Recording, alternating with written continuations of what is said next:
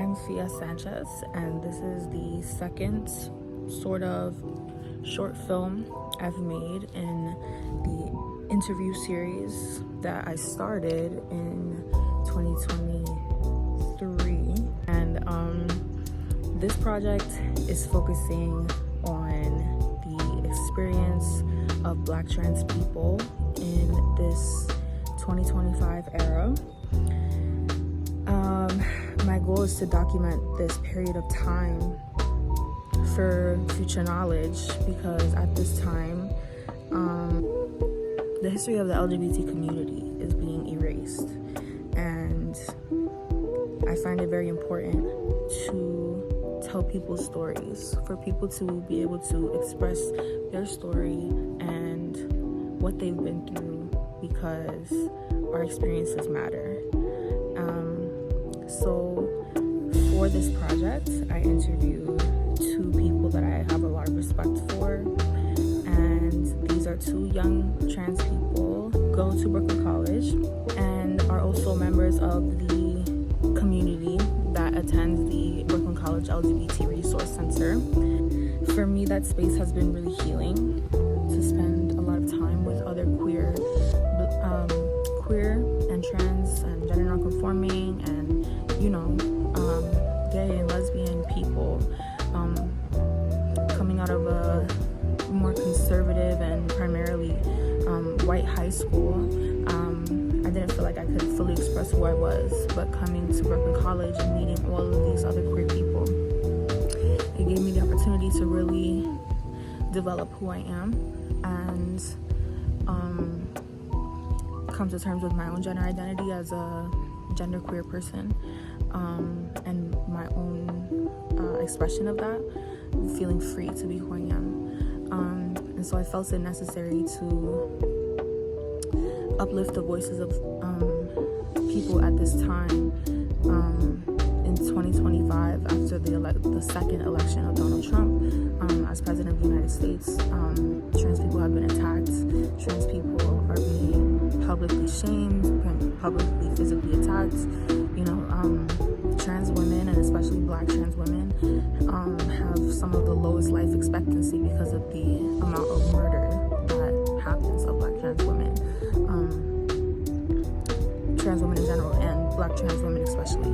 And so I felt it necessary, as a Black queer person, to uplift the voices of the people around me who are facing the most vulnerability at this time. And I wanted to uplift the voices of the people in my community. And so Jem and Jupiter are two really special people who have that experience and had a great interview with me. And I hope you enjoy it.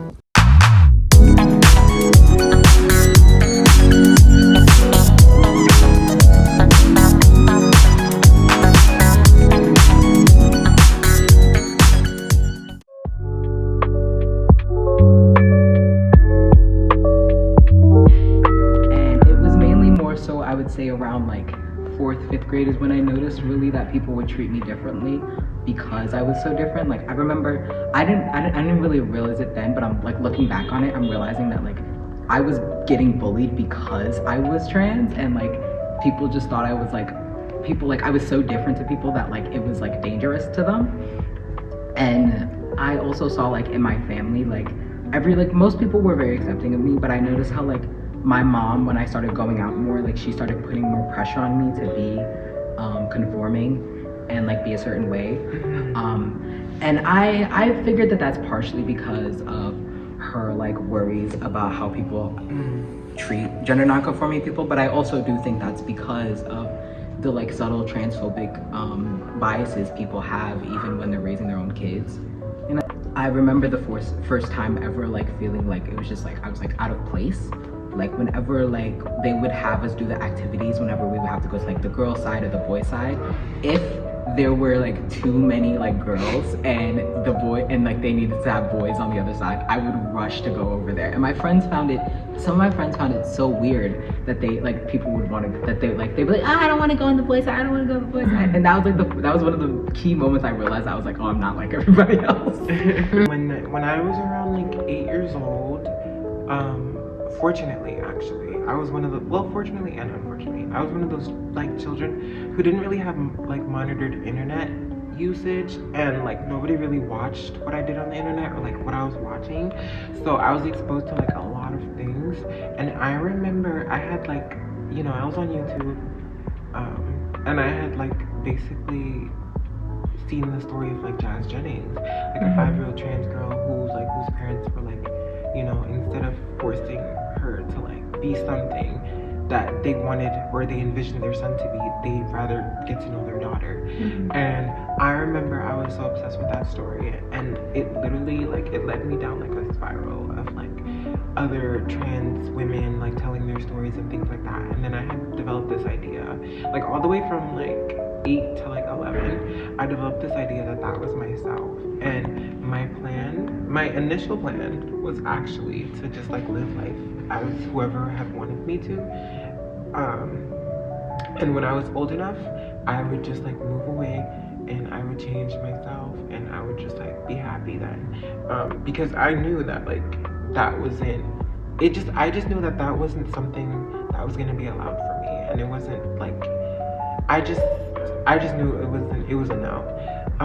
And then I think over time, I kind of compromised with myself, and I realized that because technically in a way, like when I didn't really look like other boys, like I knew I kind of like I had more like, you know, feminine features and stuff, and I was like, okay, well I can still use that. And I decided that I would just go more as like a feminine man, like a feminine gay man. And then I had kind of convinced myself that that's what I was, and I just thought that I was like transgender because I thought that like, you know, it was either like I basically was trying to open my mind and trying to fit myself in like other boxes that are more digestible. Because when I like thought about it, I was like, well, changing your gender and your name and your face and all these things about your body is so crazy. But you know, if you were to still you know, conform in a way, maybe not a likable way, but in more of a digestible way, then people could still recognize you and they could still, you know, be like, okay, well, it's bad, but it's not as bad. Because at the time I also knew that like it wasn't necessarily like a good thing to be like that. Like it wasn't something that was like well revered or like respected, like and I think I low-key just scared myself and convinced myself that that wasn't me. But then as I got like older, I realized like I was just unhappy, but I couldn't figure out what. And I thought, oh, maybe I realized that I didn't see it before, but I would ask myself questions like, oh, like maybe if I just looked more feminine, maybe if my hair was longer, maybe if like, you know, I just had like a curvier body, or maybe if like,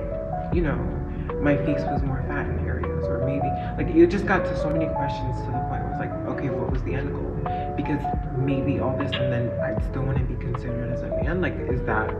And I had to reason with myself, and then I realized that I was asking myself all these questions because I wanted to be pretty, obviously, but I wanted to be girl pretty. I didn't want to be feminine gay man pretty. And I realized I had always had an issue with how people would tell me that I was pretty when I was like presenting as a feminine gay man. And I had an issue with it, and I didn't realize why, but it was because people were saying that I was pretty because of my difference. They were saying that I was pretty because of my like confidence to obviously look different and like present different and basically be like, you know, deal with the ostracization that I was gonna get from society. They weren't telling me I was pretty just because they simply thought I was. Well, I mean, some were, but I knew that for a majority, it was mostly that they were saying it because of like my confidence and or like my like, you know, my willpower. But then I realized that I wanted to be pretty the same way a girl was pretty. You could just tell a girl that she was pretty, and that would be the end of the story. And with that, I low-key, like, I just decided to like, you know, see what resonated with myself. I connected with like a lot of people who I knew. I was on Reddit all the time. And I had to make sure that I knew that I was more of a minority than ever, because I didn't want this to be something where like I was playing with or like I was toying with, because like I wanted to make sure that this was gonna be for me. It wasn't gonna be for no reason. It wasn't gonna be because I wanted more guys or I wanted people to treat me better or because I thought women got treated better. I needed to make sure that I was going to be more of a minority than ever, and that being a woman to me is more of a feeling than a look. And once I was like comfortable with that, and I was like, okay, like this is me, despite how I look, despite how I may sound, despite if I don't look like the next girl, this is me. And when I realized that, and when I seen that, when I figured that out, while also painfully realizing that my life would never be the same, like the quality of my life would never be the same, I was able to accept that part of myself and decide to actually start taking steps to present that part of myself to people, whether they liked it or not. So yeah. In general, what made me realize I was trans was like the way, like one, like I think watching Mulan as a kid, when I watched Mulan and like then she went back to living as a girl, I was like, go back to being a guy. Like that was fun. And like I didn't really understand why why she'd go through all of that transition into a boy and then go back. And I was like you were right there. And I didn't, but like as a kid, like I didn't realize that was what it was. I thought it was just like, I thought she was cooler when she was transitioned, but it was like, no, I felt more seen as her. And similarly to that, it was just like, in general, whenever I had an instance where like I didn't have to dress feminine, or if I didn't have to like dress formally, I would dress very like masculine, like laid back. I remember I realized I was trans when I was like very young, and I was unfortunately outed to my mom through my school, and it made me kind of like go through the journey quicker. And so I hadn't really reconciled like what it meant to me to identify as a man, when like in my family the thing is like also like the only two men in my family are like my brothers. Like my dad is in my family, like I don't really have like grandparents or stuff, like a grandfather really. So it's like those, like they really aren't like representations of masculinity for me, like in my personal life. And so I ping-ponged back and forth between like in elementary school, like my middle school life, mainly like middle school, like do I identify as like simply non-binary and I just like being masculine, or is like do I like identifying as a man? And then I realized I was like, the thing that was like stopping me from being a man was because of like, you know, society, like the patriarchy and how like the privileges cis men are afforded and stuff like that. And I was like, I don't think I was always worried about like becoming like my father per se. And I think I realized I was like, I just have to like find my own definition of what it means to be a man, and talking to other trans men and real what it means to be a man, and talking to other trans men, and like they also have those issues, but it's like what's made them realize it is that like they lived as like a false version of themselves any longer. It would like kill them basically. And I realized that I was like, I remember, I think like what made me like realize I was like, oh no, like this is like not good, is like when I was like in 6th grade, and like I just like, my mom kept forcing me to get box braids, and I was like, I can't do this anymore. I was like, I can't do this anymore. I have to like just like put my foot down and be like, no, I'm a boy, I'm a man. I like being a man. I will continue being who I am. I think one thing I've like tried to like figure out in this journey really is like what parts of like masculinity do like general masculinity do I want to for myself, and like where do I want to like, you know, what else do I want to like take from like femininity, because like my older sisters, like they are big inspirations to me, and I do want to incorporate parts of them into me. And so that's what also I was always worried about when I was transitioning, that they would like, that I would like almost abandon them, and I would like almost like become separated from them. But low-key, like transitioning has made me so much closer to them. They love me even more. I agree with what you said, and like I definitely like feel a lot of it. And I remember when I had asked myself like a very important question, which was like, what does being a woman mean to me? Because I wanted to make sure that it was like, I like to make sure things resonate on the more spiritual side of things. So, and I realized that what being a woman meant to me is that like, it was like definitely the fluidity of it. Yeah. Because one thing I realized, you know, because of how our society's set up, like patriarchy and all, it's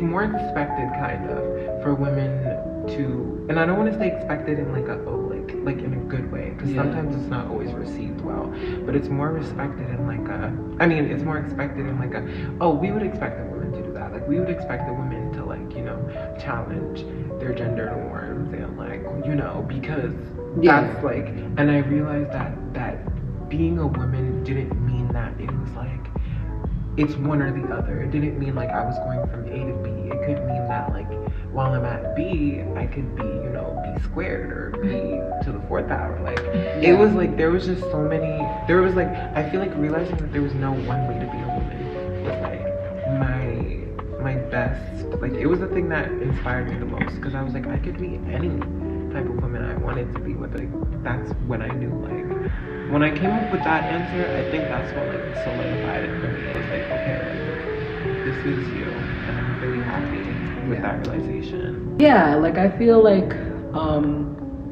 but like this is like a funny tangent, but like what made me feel more like better about being a man was, one, the biggest thing of course about being a man is like your height.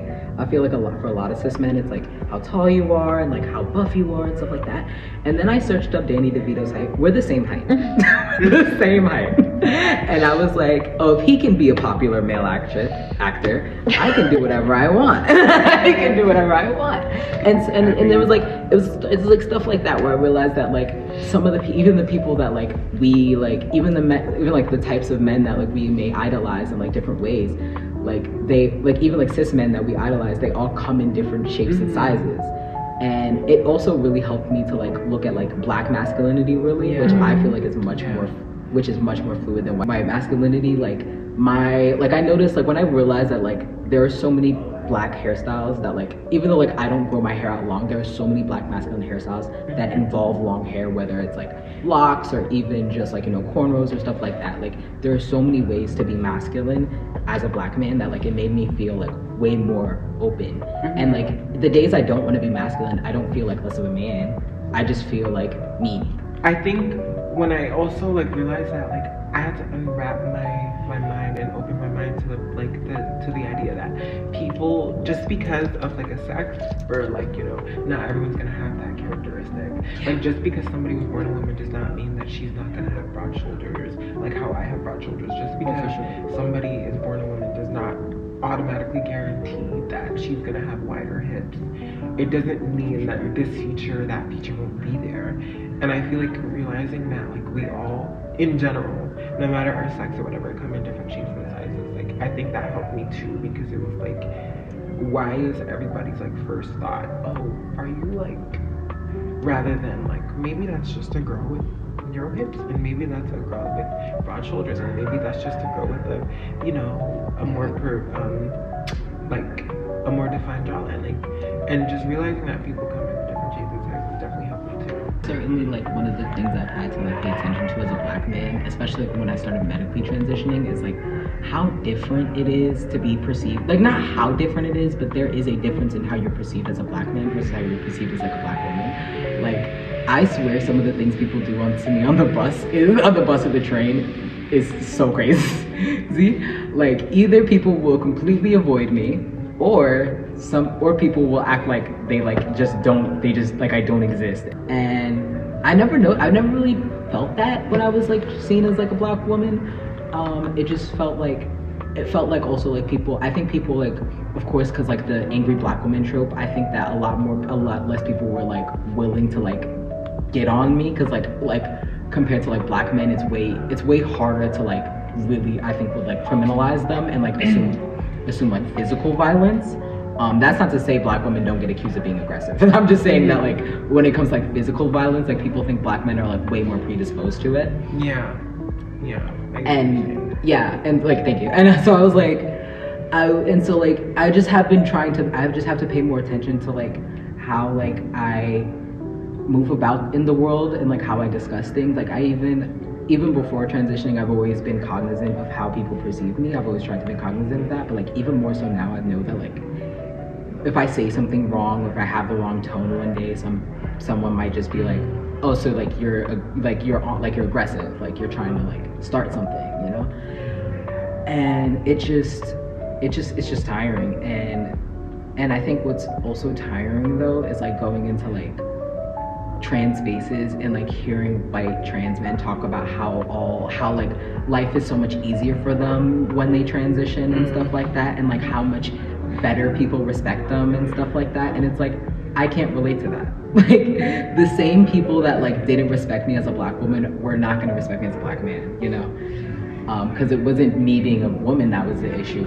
For many of those people, it was me being a black and woman. So like me changing to a man did not change that. And so it's like, I am very aware of like how like in black spaces I have to like be careful about talking about my transness, because like some black spaces can be very homophobic and transphobic, and in queer spaces I have to be very careful about, sometimes I have to be very careful about talking about my blackness, because I think in queer spaces, especially very predominantly white ones, there can be very this notion of like, oh, like we can't be bigoted, like we're queer, and it's like, yeah, and it's like, no, like you have biases, everyone else has biases, like even I have biases, like we all have biases. We grew up in a racist society, so it's like we gotta work through them. But I think sometimes like it can be hard to just be like, hey, I feel like I'm getting treated worse because I've transitioned, and then like a bunch of white trans men come to me and go like, no, you actually have it way better as a man, and I'm like, it depends. Being, for lack of better words, being on the flip side of things, like I realize like the treatment I get is a lot different as a black woman than I got before. I mean, it was already like really bad for me. Like I remember this one time when I was on the bus, and like this was like before transitioning and everything. I was on the bus, and this man, like I had braids in, and like obviously I was a man at the time or whatever. This man had got off the bus, and he had seen my hair before he saw me, so like he thought that he saw like, you know, he saw fine shit. Yeah, he thought like a cute or like, you know, a nice little lady. And when I had turned around, like he gave me this like, it was this frustration, because it was like, oh my gosh, like it was like his whole face just like told me, it was like, why do you do that? Like you like, I was like, you're not. He was offended by your like he was literally offended. And I realized like as a woman or whatever now, that it's like people actually leave me alone a lot more, but they don't leave me alone with their eyes, and that's something that actually really does bother me, because I realize that you know, I've become more of like a sexual commodity. Like people seek me for sex, and whether that be because I'm like trans, even if they can tell or not or whatever, it's the blackness. Like they'll be like, oh well, it's a dark, tall, black skin. Dark skin, sorry, dark skin. It was this automatic like sexualization of me, and then sexualization plus masculinization. So then it's like, it's even weird, and it's just like this big web of like weirdness, because then I also think that some people unfortunately think that dark-skinned women are to have this like more of like a tougher or rougher look to them. Yeah. I was thinking about this the other day, and I was like, well, I low-key think that's why some people, even before I transitioned, it was easier for them to just like, or they first initially perceived me as a woman, because they probably just assumed that like, you know, they expect dark-skinned women to look like on the rougher side. They expect them to have more like, you know, African features, like, or what they think African features are. Cool. They kind of expect it, and being sexualized more than ever is actually like, it's, first of all, it's disgusting, but it's also eye-opening. But it's like, now I just know how to like move about things, and I just try to be careful about, you know, being alone, or like who I'm speaking to, like, or like who I'm speaking to as men, like in terms of men, and even sometimes other women. Like I have to make sure that like, you know, that like I'm navigating that space correctly. I hadn't realized this until the other day, but I had basically developed this like really like bad habit of like kind of tilting my head downward when I would walk past people, men especially, because I had this fear that like if I was perceived as a woman initially, and if there was something on me or about me that ruined that fantasy, that I was scared that they were gonna get like offended like that one man did, and were like gonna take action. And then when I had realized this, it was actually so heartbreaking. And the only way that I actually had realized that I did that is because I stopped doing it.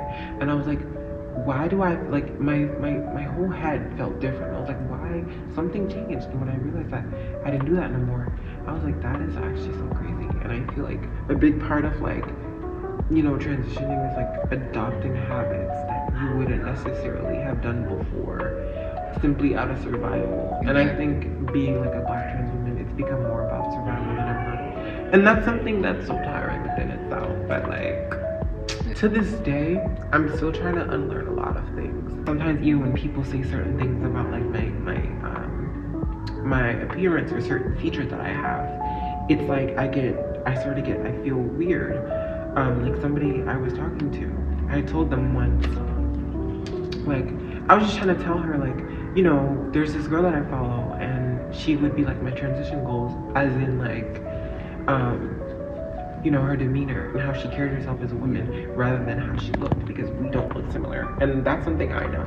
And that's also another important thing, like not basing your transition off other people's transition, because genetics, features, really all those things. It's a lottery. I was just really inspired by her demeanor, especially because I didn't really have nobody to teach me how to be a woman or how to help me at the time.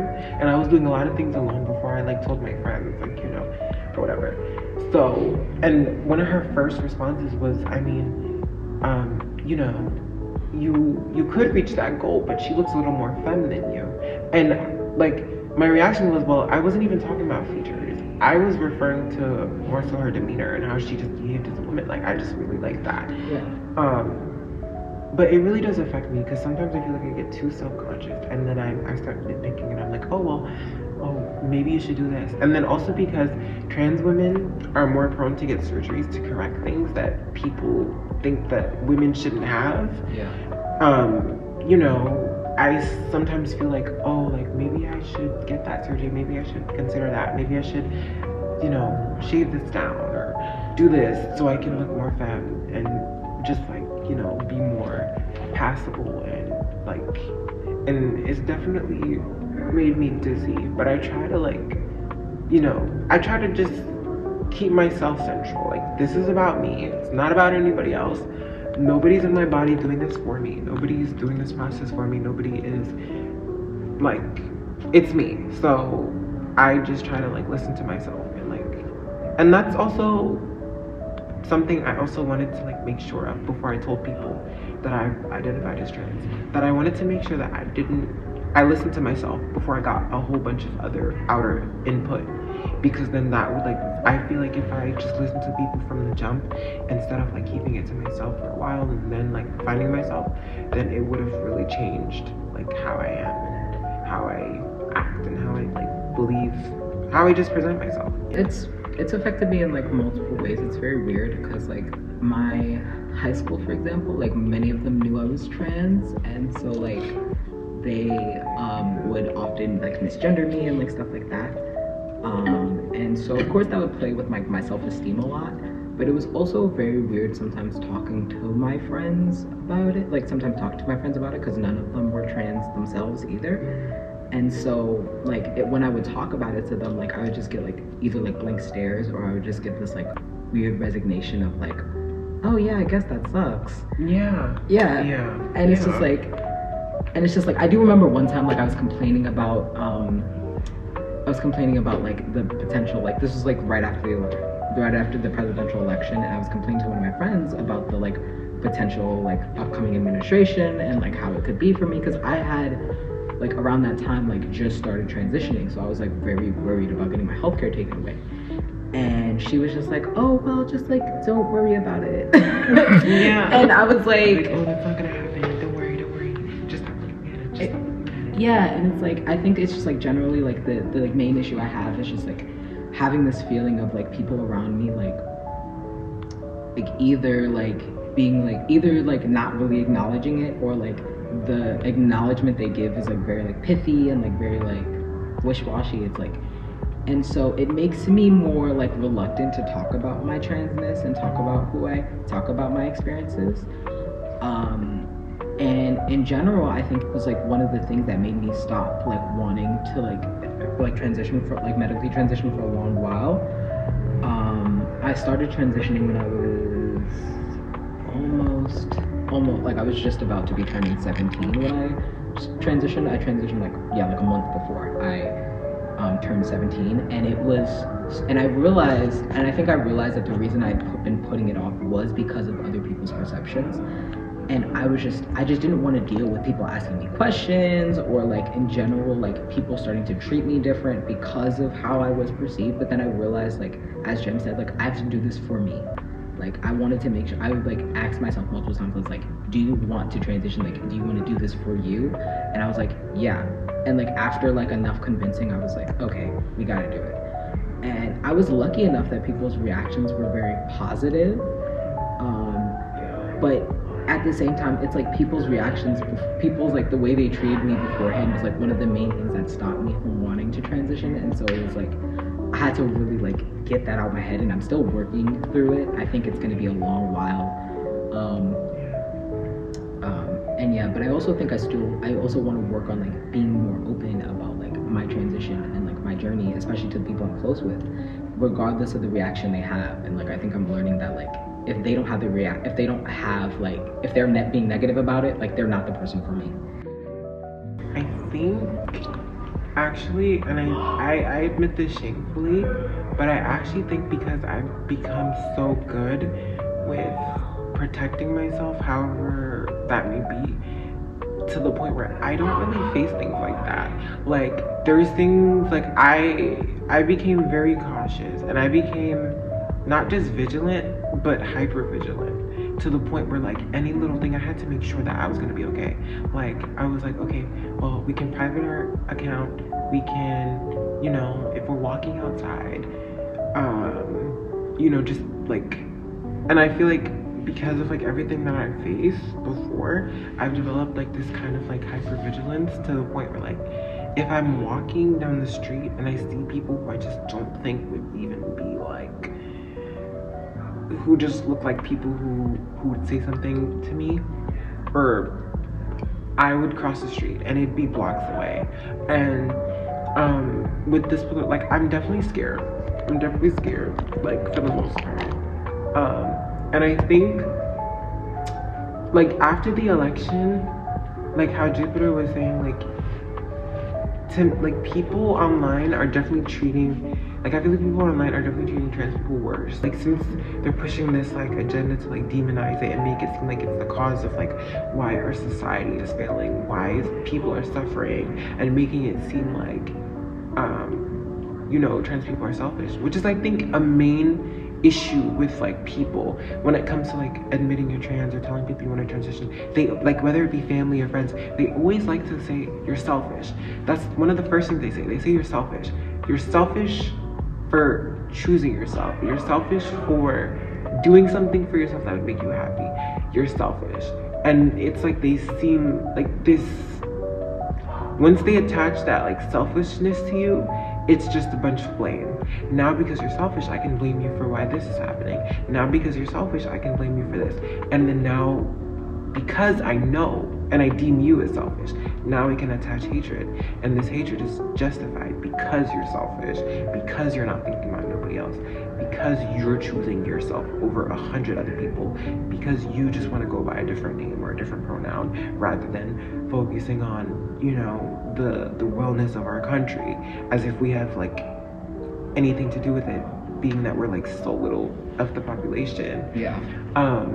And even with like my fears with the election, I can't even tell people. Like I can't even be like, oh my God, I'm so scared, because they're like, well, just don't think about it, you know. And it's like, I understand why it may not be that big of a deal for you, you know, but it's like there's no, it's like it's so wishy-washy, like how Jupiter mentioned, like it's just so wishy-washy. It's just like, okay, well, I'm just gonna express my concerns because you know, I just want to express my concerns, but at the end of the day, I know it doesn't affect me. And it's like, people always have that kind of tone to them, and you can just always, like, you always know. You're just like, well, I know you don't really care, but you're gonna tell me that you care, and you're gonna tell me that, you know, you're scared, and you hope that doesn't happen to me, because you know that you just, it's the right thing to do. It's what you do. It's what you do. It's literally just what you do. Yes. And with navigating violence, I've been like insanely good at it. Like I've been avoiding it. I've been really good at avoiding it. Like when I used to work at my job, I used to get a lot of like threats. A lot of threats of like people were gonna do to me. It affected me to the point where I would refrain from doing things. Like I wouldn't go out with people. I wouldn't even like, I would just call off things. I'd rather stay home. If I was going outside, it was up until a certain, like it got to a point where like I only felt safe in Manhattan, because Manhattan was like one of the only places where like I would get that so little, to the point where like if I was in Brooklyn, or a certain part of Brooklyn, or a certain part of wherever, I felt the need to like cover myself, or like, you know, zip up my hoodie all the way, because I didn't want people to see, you know, a target. I didn't want them to see like, oh, like you can attack this person, because nobody's gonna, you know, reprimand you for doing that, because these are the type of people that need to be attacked. And it literally made me do things like, whenever I would see men, or like a group of boys my age, it would cause me to like, my body would have like a very obvious reaction, and it developed like a kind of protocol, as I like to call it. Like it would be like, there would be symptoms that follow, and then it would be like a whole mode. Like I'd have to shut down, and I'd have to like navigate, and I'd just get so overwhelmed. And I think it really plays with my mental. So it makes me very like, even like simple interactions with a man, it's become like hard for me, because I just expect violence from them. Like I expect harm and violence. I expect like, so anytime I've had an interaction, I kind of like, I'm more so on the shy side. Like I'm more so on the like, you know, I don't speak as loud. I don't like, because this is me trying to like, if anything, I know, and especially because I know I can't get away, this is me trying to make myself seem as like, hey, don't notice me as possible, so you don't feel the need to like call me out. You don't feel the need to say something to me, because I'm different. Like I try to make myself seem as small and like as irrelevant as possible. And I think that's something that's like bled into other parts of my life, that even parts where I don't need to be doing that. It's like I've learned to just make myself like more so small, like, oh, don't notice me, like you don't need to see me, like I'm fine. Like I've been lucky enough to not really face much like violence against my way regarding my identity. It has been pretty hard though to like exist online as a trans person though now. Like especially like I pretty much deleted Twitter like right around the time Elon Musk bought it. Like I can't go on that app anymore. It is a hellscape for trans people. And Instagram Reel comments, if there's a trans person in Instagram Reels, don't open it. Don't open it. Like even with the TikTok comments, I'm like, the TikTok comments are also like, I've just been noticing online there's more spaces that like it's like some spaces, like the only place I go on now like where I can talk about trans issues like comfortably is like Tumblr. But I knew you were gonna say Tumblr. Because that's the only that's all, it's majority trans people there. And so it's like, and so that's the thing, it's like I've closed off my online circle more, and like in person, similar to Jem, like I've become way more cautious. I've been lucky enough to not face that violence, but I know that it's always a like likelihood. And like I think especially like even if the person doesn't perceive you as trans, even if let's say like I'm in like a more like conservative part of New York, especially like if I go upstate, like I have to be very careful about how people perceive me now, especially because like apparently people are lynching people now. People niggas is lynching people now, so it's like I gotta like really watch out and like be like concerned. And so like I have like similarly set up to Jem like protocols of like what to do if like I feel like I'm in a situation that's like unsafe. And like similarly about like the group of boys, like I think I always worry about like, even though I pass pretty well for like a cis guy, I always worry on the off chance that one person will like pick me out and like they'll be like, yeah, get in. And it's like, and so I live in this like constant fear of like people perceiving me. And so like when I'm like on the like train, for example, like I don't really like going into like cars where it's just like me and one other person. I don't go into like that's like a general rule, but like I've been way more vigilant about like when I'm on the platform, and like it's also just me and one other person, or if it's just like in general, like I'm very vigilant now when it's just like when I am in a scenario where like one, it's going to be either hard to prove my side of the case, like for example, because subway station cameras are shit, so it's like it's gonna be hard for me to prove my side of the case. And as you mentioned, like many people see trans people as like an easy target and like the right target to attack. And it's like And so it's just like I just have to deal with this like really like fear every day. And it's like I know that like if I drop my guard, it's like, especially like again, like if I go into a more conservative area, like that likelihood goes way up. Like I have luckily never been to Staten Island, but I know the day I go there, like I'm gonna be dressing so conservative. Cause like similarly, like my sister, like she's a Black woman and she goes to Staten Island sometimes for like school visits, and like she like those days like she dresses like a white Christian mom. And so it's like stuff like that. It's like even in New York, like you still have to be careful. Yeah.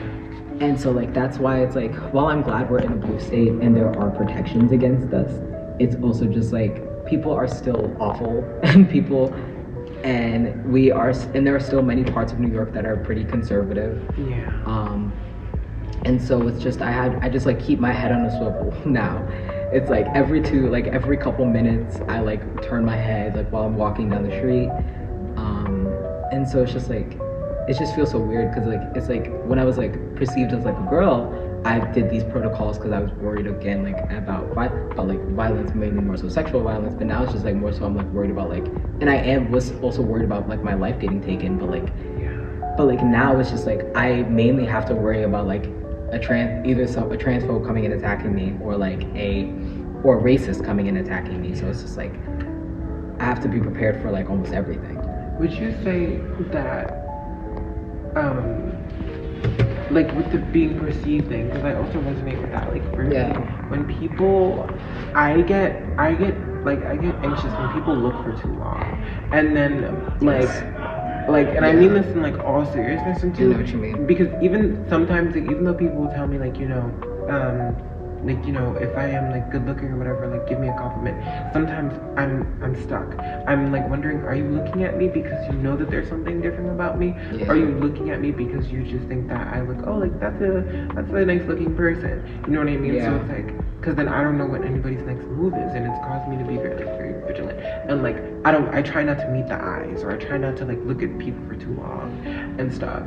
And like it's really kind of messing with my people skills, and it's really caused me like deem certain people as safe. Like women, typically girls my age, I kind of deem them more on the safer side. Even if they do like, see or like recognize something, I know that I'll probably have a better chance with them than I would boys, because they don't really understand that and they don't want to. So I just hope that that's not the part that's translated anytime that people are looking at me for too long, especially men, because you don't know what they're looking at you for these days. You don't know if they're looking at you because they want to kill you, or they want to rape you, or both, or because they want to get your number. And it's like, you really never know. I like my life. I like to live my life, and like, so, and yeah, I also too hate being perceived. It's like I hate whenever I'm on the train and like I see someone just stare at me randomly, and like unlike you, I actually tend to like look at the person directly, because if you're gonna stare at me for that long, we gotta have a staring contest. Depending on how I act, but like it also has made me smaller in a like different way, really. Like again, like when people stare at me on the train, I stare at them back. But the thing is like when I'm talking and people look at me, I'm like, don't look at me. And so it's like I have this like almost like bulldog terrier in me, but like only when I need to, and like it feels weird whenever I'm in like a positive situation and someone is perceiving me now, because as Jem mentioned, like so much of like me being perceived has been like me worrying about like are people trying to like do violence against me.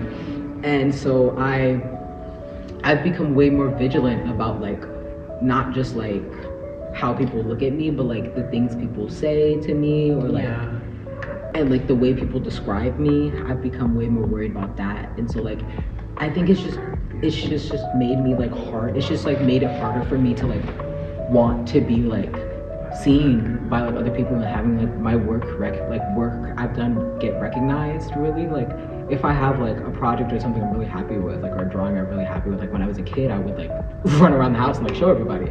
And like, but like now when I have a drawing I'm really happy with, I'm like, that was a good drawing, let's put that down. Instead of like being like, I think I should show this to people.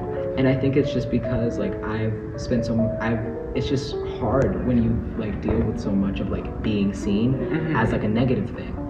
And it's like the issue is like there are good times to be seen and there are good times to be perceived, and it's just like I just have to, and I think my brain is like, I think like having to be hyper vigilant has made it harder for me to like really discern whether or not this situation is like a positive one, because so much of the times I'm hyper vigilant is when I've already confirmed it to be a negative situation. You know what I mean? I kind of already like, I just automatically perceive it to be negative, and then if there's like things that I can find that turn it positive, then I'm like, okay, like I can relax, I can ease up, you know. And I think it's so interesting that like somebody like myself tries to make myself small simply because I'm like not small at all. Like I'm like really tall and stuff, and I think it's like it's like this. And surprisingly enough, sometimes it's like you would think that people would kind of see that like you're doing these things. Like you would kind of see that. You would think that maybe somebody will see that, like, you know, in the sense of like how trans people are not like harmful as people think. Like if they were to actually like, mind you, 95% of people have never seen one in their life. Yeah. And even if they did, they probably didn't even know. Exactly. That's that. Yeah. And like I feel like if people were actually like, you know, less ignorant, they would actually spend, a lot of them actually spend time hiding. A lot of them spend more time barely even being able to get out their house. A lot of them even spend more time, I would say, not being able to express themselves externally, how they feel internally. So that causes them to just look like an average cis man or average cis woman or whatever have you or whatever. It's like, you don't, like, this ignorance is so like, it's so powerful, but at the same time, it's like, you would literally see that there's like a whole bunch of people around you who are probably like that, but you just would never know. I don't know if that businessman is going home and dressing up in freaking schoolgirl uniform. The amount of people on Wall Street that are secretly gay, you wouldn't know them is crazy. I think I would say to somebody that's like hateful is like, literally just listen. Like, open your mind, open your ears, and just listen. And it's more so just like, I feel like you should not be hateful. Like, think about how you feel in your body, right? Just think about that. Think about how that's not even something you have to question. That's not something you even have to like look twice about or like think twice about. You don't even be like, well, you're just kind of like, you woke up one day. Like, you woke up one day and you're like, oh, this is that, this is this. Why don't you think that I woke up one day and I was like, this is that, this is this. And I just realized it's the same. Like, I just woke up one day and I was like, this is that, this is this makes sense to me. I'm just gonna do that. And honestly, hatefulness only blocks your blessings. I feel like a lot of people would benefit from just being able to like knowing more queer people and being comfortable with more queer people, because they would actually get to understand, like, they would get to learn a lot of valuable lessons, I say. And never trust the government. Like, that's your first mistake. Like, that part. You trust in the government, and like, why are you doing that? Like, for real. Like, that's because all these people are really hateful because they trust the government. Like, no shade. And I think also people need to understand or like question within themselves, where does the hatefulness come from? Where do you think it comes from? Do you think it comes from something else because somebody told you to do so? Or do you think that it genuinely comes from you as a person because you genuinely do not believe that to be true? And think about how many things also come from that. Like how religion comes from that. You know religion because your family taught you religion. You know religion because there was people to teach you that. Do you not want to question and think, were there people to teach me hate? A lot of it can be unlearned, but you need to understand that most likely a lot of it was taught. You weren't born with that. Nobody was born with hate. Everyone learned to hate something sooner or later, whether it be for a good reason or not. One thing I want people to know is like, my biggest fear ever, that like as scary as I might look to you, I'm a lot more scared of you than you think. I'm scared of dying, like not how I live. I hope to stop surviving. I hope to stop surviving. I hope to live. I don't want to survive no more. I want to live.